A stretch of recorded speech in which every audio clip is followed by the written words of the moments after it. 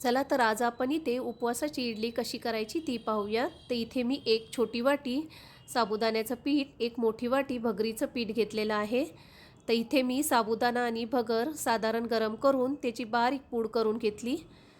आता त्यामध्येच आपण एक छोटी वाटी दही घालून हे सर्व मिश्रण 15 मिनिटं असंच झाकून ठेवायचं आहे। तर 15 मिनिटानंतर तुम्ही पाहताय ह्याची कन्सिस्टन्सी एकदम दाटसर झालेली आहे, त्यामुळे मी यामध्ये थोडंसं पाण्याचं प्रमाण वाढवलेलं आहे।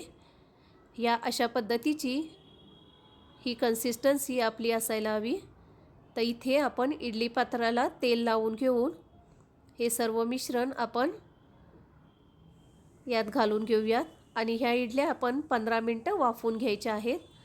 तर इथे माझ्याकडनं मीठ घालतानाची व्हिडिओ स्किप झाली, तर तुम्ही आठवणीने यामध्ये मीठ घालून घ्या। तर ह्या अशा पद्धतीने आपल्या उपवासाच्या सॉफ्ट आणि स्पॉन्जी अशा ह्या इडल्या बनून तयार आहेत। तर ही रेसिपी तुम्हाला आवडल्यास लाईक, शेअर, सबस्क्राईब